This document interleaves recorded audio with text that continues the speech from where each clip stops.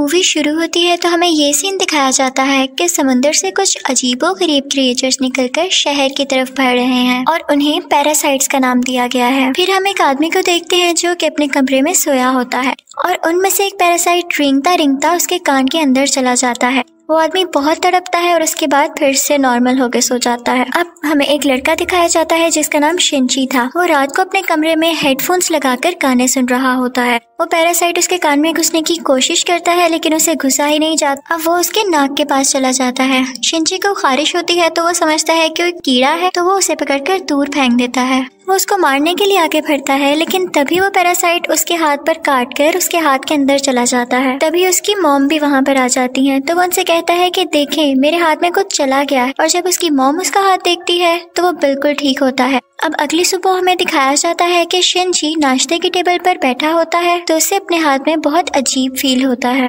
और फिर दूसरी तरफ हमें वो आदमी दिखाया जाता है जिसके कान में स्टार्टिंग में एक पैरासाइट चला गया था। वो अपनी बीवी के सामने आकर खड़ा होता है और अपना मुंह खोल लेता है। उसका मुंह बहुत ही खौफनाक और बहुत ही बड़ा था और वो अपनी बीवी का सर अपने मुंह में लेकर अपना खौफनाक मुंह बंद कर लेता है और ये सब उसी पैरासाइट की वजह से हो रहा था। फिर हमें शिनची दिखाया जाता है जो कि स्कूल जाते हुए रास्ते में अपनी दोस्त से मिलता है। वो भी उसमें काफी अजीब हरकतें नोट करती है और जब वो स्कूल पहुंच जाता है तब भी उसके साथ बहुत कुछ अजीब हो रहा था, जैसे उसके राइट हैंड में काफी पावर आ गई हो। वो घर आता है और अपना हाथ काटने की कोशिश करता है लेकिन उसका हाथ मूव करने लगता है और उसे रोकता है। और फिर हम देखते हैं कि उसका हाथ एक क्रिएचर में बदल गया है और वो शिनची से बातें भी कर रहा था। फिर हम देखते हैं कि वो शिनची की बुक्स भी पढ़ा करता था और उसका लैपटॉप भी यूज किया करता था क्योंकि वो इंसानों के रहने के तरीके जानना चाहता था। जब इसने शिनची की बॉडी में घुसने की कोशिश की थी तो शिनची ने इसे आगे जाने से रोक लिया था, इसलिए अब ये सिर्फ राइट हैंड में ही था और उसी हाथ को कंट्रोल कर रहा था। ये अपना नाम मिकी बताता है और कहता है कि तुम मुझे कभी मत काट क्योंकि मैं तुम्हें कुछ नहीं कहूँगा, तुम मेरे होस्ट जो हो। अब हम देखते हैं कि शिनची और मिकी में दोस्ती होने लगी थी लेकिन बाकी सब लोग जिनको पैरासाइट्स ने इन्फेक्ट किया था वो पूरे शहर में बहुत तबाही मचा रहे थे और इंसानों को मारकर खा रहे थे। दूसरी तरफ मिकी शिनची को खींचकर एक रेस्टोरेंट की तरफ ले जाता है। वहाँ पर भी बहुत सारे इन्फेक्टेड लोग यानी पैरासाइट्स इंसानों का गोश्त खा रहे थे। वो शिनची को देखते हैं तो उन्हें लगता है कि ये भी इन्फेक्टेड है और उससे भी वो गोश्त देते हैं। लेकिन जब उन्हें पता चलता है कि पूरी तरह से तो इन्फेक्ट नहीं हुआ बल्कि ये अभी भी इंसान है तो वो उसे ही मारने के लिए आगे बढ़ते हैं। लेकिन मिकी उनको आगे से मारता है और शिनची की जान बचा लेता है क्योंकि अगर शिनची मर जाता तो वो खुद भी मर जाता और ये उसने अपने फायदे के लिए किया था। अब न्यूज आती है कि शहर के लोग मारे जा रहे हैं और किसी को कुछ समझ नहीं आ रहा कि इन्हें मारने वाला है कौन क्योंकि पैरासाइट्स अपना ये काम बहुत होशियारी और छुप के कर रहे थे। शिनची मिकी से कहता है कि तुम अपने साथी पैरासाइट्स को क्यों नहीं कहते कि इंसानों को मत खाएं। तो मिकी उससे कहता है कि तुम भी तो सब्जियों और जानवरों के गोश्त को खाते हो, तो इसी तरह हम लोगों का खाना इंसान ही है, तो इसमें बुरी बात क्या है। अब मिकी को पता चल जाया करता था कि उनके आसपास कौन सा पैरासाइट है। तो जब शिनची स्कूल जाता है तो वो उसे बताता है कि तुम्हारे पास एक और पैरासाइट, और वो कोई और नहीं बल्कि उसकी टीचर थी। वो टीचर जब शिनची को देखती है तो उससे भी पता चल जाता है कि इन्फेक्टेड है, लेकिन वो कहती है कि तुम्हें मुझसे डरने की कोई जरूरत नहीं है क्योंकि मैं इंसानों को नुकसान नहीं पहुंचाना चाहती, बल्कि मैं उनके तरीके इसलिए पढ़ रही हूँ ताकि इंसानों जैसी क्वालिटीज हमेशा मुझ में रहें। वो उसे दो और पैरासाइट्स के पास लेकर जाती है, एक स्टूडेंट होता है और एक पुलिस ऑफिसर। वो बताती है कि ये पुलिस ऑफिसर मेरा हस्बैंड है और हमारा बेबी होने वाला है और वो बेबी बिल्कुल नॉर्मल इंसान होगा, तो हम भी इंसानों की तरह ही रहना चाहते हैं। हम किसी को नुकसान नहीं पहुँचाएंगे, किसी को सरेआम नहीं मारेंगे, लेकिन छुप के गोश्त खाना चाहते हैं। तो क्या तुम हमारा ग्रुप ज्वाइन करोगे? लेकिन मिकी इस बात को नहीं मानता। अब अगले दिन वही पुलिस ऑफिसर उन लोगों के पास आता है तो मिकी शिनची को बताता है कि ये हमें मारने आया है क्योंकि इसे पता चल चुका है कि उस दिन रेस्टोरेंट में हमने एक पैरासाइट को मारा था। और इसी के साथ वो पुलिस ऑफिसर इन पर अटैक कर देता है। अब मिकी और शिनची भी बहुत लड़ते हैं और इसको फाइनली मार देते हैं। जब शिनची घर आता है तो उसे बहुत बुरा लग रहा कि उसने एक मर्डर कर दिया, लेकिन दूसरी तरफ हम देखते हैं कि पुलिस ऑफिसर की बॉडी से वो पैरासाइट निकलकर किसी और की बॉडी में चला जाता है और ये कोई और नहीं बल्कि शिनची की माँ थी और वो शिनची को मारने के लिए उसकी तरफ बढ़ रही थी। मिकी शिनची को बताता है कि तुम्हें मारना चाहती है, तो शिनची उसे कहता है कि खबरदार तुमने मेरी माँ को कुछ कहा, क्योंकि वो अपनी माँ से बहुत मोहब्बत करता था और वो नहीं चाहता था कि उसकी माँ मरे। लेकिन देखते ही देखते उसकी माँ का सर भी बाकी पैरासाइट्स की तरह खुलने लगता है और वो शिनची पर अटैक कर देती है। उसका बहुत खून जाया होता है और वो मरने के करीब होता है। लेकिन अगली सुबह हम देखते हैं कि वो दोबारा से उठ खड़ा हुआ है। तो मिगी उसे बताता है कि तुम बहुत जख्मी हो गए थे, लेकिन मैंने अपने सेल से तुम्हारे जख्म को ठीक कर दिया। लेकिन यहाँ बुरी बात ये थी कि अब शिनची की बॉडी में मिगी के सेल्स चले गए थे और अब वो पूरी तरह इन्फेक्ट हो रहा था। अब शिनची अपनी माँ को ढूंढने लगता है, लेकिन वो कहीं पर नहीं मिलती। तो वो टीचर के पास जाता है और पुलिस ऑफिसर के बारे में पूछता है, लेकिन वो टीचर भी उसे कुछ नहीं बताती। मिगी उसे बताता है कि अब दिन में मुझे भी 4 घंटे सोने की जरूरत पड़ेगी और उस वक्त मैं तुम्हें बचा नहीं सकूंगा, तुम्हें अकेले ही लड़ना होगा। लेकिन क्योंकि मिगी के सेल्स भी अब उसकी बॉडी में थे तो उसके अंदर मिगी की क्वालिटीज भी आने लगी। खैर, फिर हम देखते हैं कि वही स्टूडेंट जो टीचर ने दिखाया था, जो कि अब पैरासाइट बन चुका था, वो भी शिनची के स्कूल में ही एडमिशन ले लेता है। वो शिनची का दोस्त बनने का ड्रामा करता है, लेकिन आहिस्ता आहिस्ता सबको पता चल जाता है कि वो पैरासाइट है और फिर वो स्टूडेंट इन सब को मार देता है। इसके बाद वो शिनची की दोस्त को भी मारने भरता है, लेकिन शिनची अपनी दोस्त को उठाकर बिल्डिंग से जंप लगा देता है। अब वो टीचर वहाँ पर आती है और वो चाहती थी कि स्टूडेंट मर जाए, क्योंकि इसकी वजह से उसका राज भी खुल सकता था। वो वहाँ पर ब्लास्ट करती है, लेकिन उसे कुछ नहीं होता और फिर पुलिस वहाँ पर आ जाती है, लेकिन वो पुलिस को भी मार देता है। अब मिगी शिनची को बताता है कि वो बिल्डिंग की छत पर है और शिनची दूसरी बिल्डिंग की छत पर जाकर उसे एरो से मार देता है। और उसके बाद वो टीचर के पास जाता है और उस पुलिस ऑफिसर का एड्रेस पूछता है, जो कि पैरासाइट था, और टीचर अब उसे एड्रेस दे देती है। उस पुलिस ऑफिसर का पैरासाइट अब भी उसकी माँ के अंदर था। लेकिन यहाँ पर मिगी के सोने का टाइम हो जाता है, तो इसका मतलब ये था कि शिनची को यहाँ पर अकेले ही लड़ना था। उस पैरासाइट को खत्म करने के लिए जैसे तैसे करके वो उसकी गर्दन काट देता है, जिसके बाद उसकी माँ और वो पुलिस ऑफिसर दोनों मारे जाते हैं। फिर हम देखते हैं कि शिनची अपनी दोस्त से हॉस्पिटल मिलने जाता है।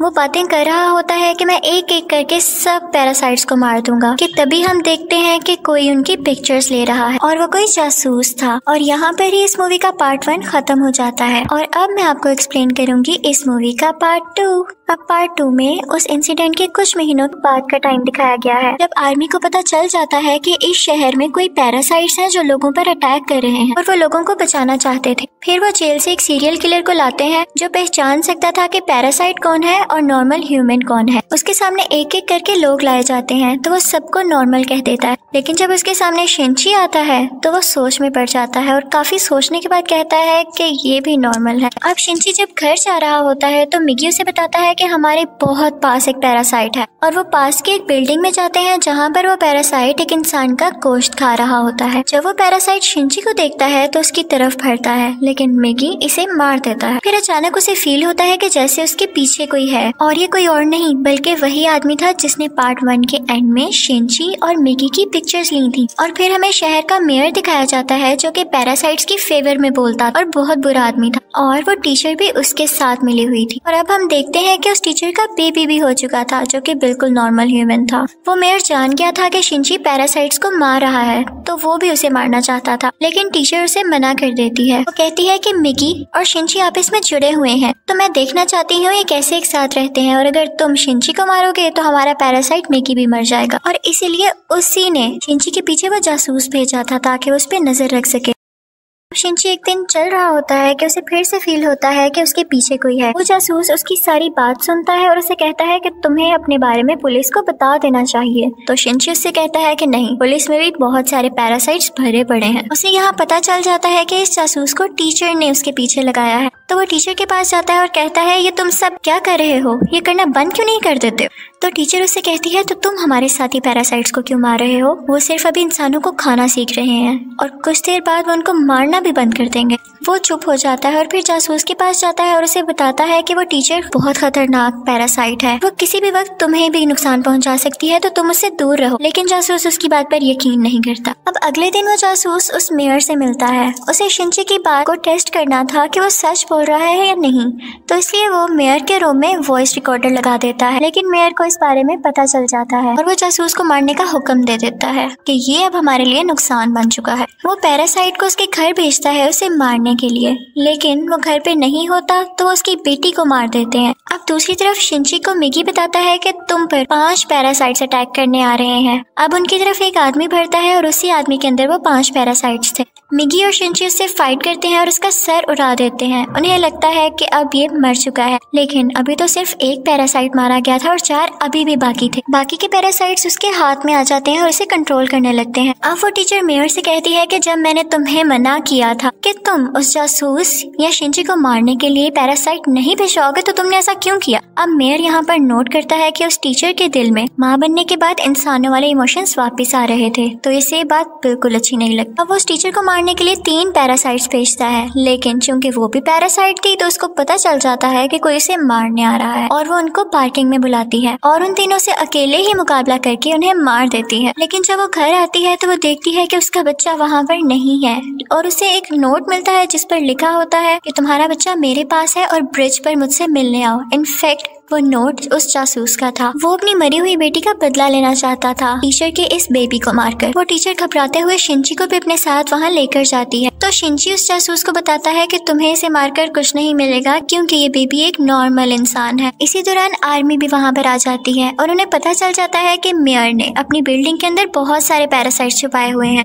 अब वो बिल्डिंग से एक एक करके लोगों को निकाल रहे थे और उनमें से जो पैरासाइट था वो उसको शूट करते जा रहे थे। सीरियल किलर भी वहीं पर था और फिर हम मेयर को स्पीच करता हुआ देखते हैं जो बता रहा होता है कि असली मॉन्स्टर्स तो इंसान है जो कि पैरासाइट्स को बिला वजह मार रहे हैं। तो वहाँ पर बैठे हुए आर्मी के सब लोग उसे शूट कर देते हैं जिससे उसकी डेथ हो जाती है। तभी वो सीरियल किलर चिल्लाने लगता है कि ये इंसान था, ये तो बस पैरासाइट्स का साथ दे रहा था। लेकिन जब वो पीछे मुड़ के देखते हैं तो वही आदमी उनके पीछे खड़ा होता है जिसके अंदर 5 पैरासाइट्स थे। सब उसे शूट करते हैं लेकिन उसे कुछ नहीं होता। फिर हम देखते हैं कि जासूस उस बच्चे को फेंकने ही वाला होता है। टीचर जब ये देखती है तो अपने बच्चे को बचाने के लिए उसे मजबूरी में पैरासाइट बनना पड़ता है। वो अपना एक हाथ निकालकर जासूस की चेस्ट में घुसा देती है जिसकी वजह से सबको पता चल जाता है कि वो एक पैरासाइट है। पुलिस उस पर मुसलसल शूट करने लगती है और वो जान गई थी कि अब उसकी जान नहीं बच सकती, तो वो अपना बेबी शिंची को पकड़ाने आती है। जैसे ही वो बेबी शिंची को पकड़ाती है बहुत ज्यादा गोलियां लगने की वजह से उसकी फौरन डेथ हो जाती है। यहाँ पर शिंची को अपनी माँ भी याद आने लगती है और उसमें इंसानों वाली फीलिंग्स दोबारा से आने लगती है। अब पुलिस शिंची को अपने साथ इन्वेस्टिगेशन के लिए ले जाती, लेकिन साथ ही उन्हें खबर मिलती है कि उस पैरासाइट ने जिसके अंदर 5 पैरासाइट थे आर्मी को मार दिया है। तो शिंची फौरन से कार लेके वहाँ पे जाता है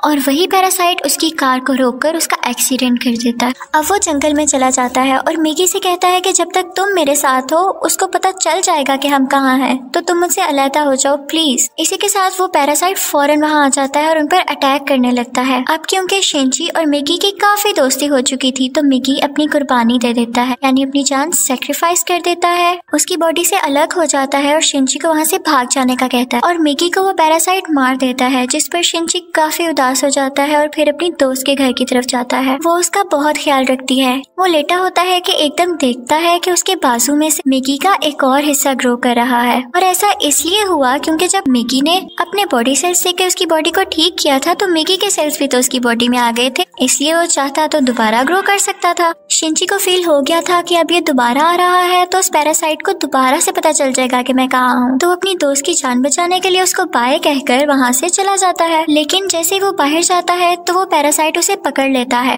लेकिन एक फैक्ट्री में पहुंचकर शिंची एक केमिकल रोड उसकी बॉडी में घुसा देता है, लेकिन उसे कुछ नहीं होता। तो वो कहता है कि तुम मुझे क्या समझ रहे हो, मैं तो तुम्हें मारकर बाकी इंसानों को भी मार दूंगा और फिर मैं और बाकी पैरासाइट्स इस दुनिया पर रूल करेंगे। वो उसे मारने ही वाला होता है कि मिगी फौरन से उसकी बॉडी में दोबारा ग्रो कर जाता है और उस पैरासाइट पर अटैक कर देता है। इसी के साथ उसकी बॉडी में कुछ होने लगता है और वो तड़पने लगता है। तो मिगी शिंची को बताता है कि जिस रोड से तुमने इसको मारा उस पर बहुत केमिकल्स लगे हुए और अब पैरासाइट्स इसकी बॉडी पे नहीं रहना चाहते और एक एक करके सब पैरासाइट्स उसकी बॉडी छोड़ देते हैं और अब सिर्फ उसकी बॉडी का ढांचा बाकी रह गया। तो शिंची वो उठाकर नीचे आग में फेंक देता है जिससे फाइनली उसकी डेथ हो जाती है। अब हमें काफी दिन बाद का टाइम दिखाया जाता है जब सब कुछ नॉर्मल हो चुका है। तो मिगी शिंची से कह रहा होता है कि अब जैसा कि इस दुनिया में कोई भी पैरासाइट नहीं रहा तो हमें भी साथ नहीं रहना चाहिए, मैं तुमसे अलग हो जाऊंगा। लेकिन शिंची उसे मना कर देता है तो मिगी खुद ही अपने आप को खत्म कर लेता है और शिंची का हाथ वापस से अपनी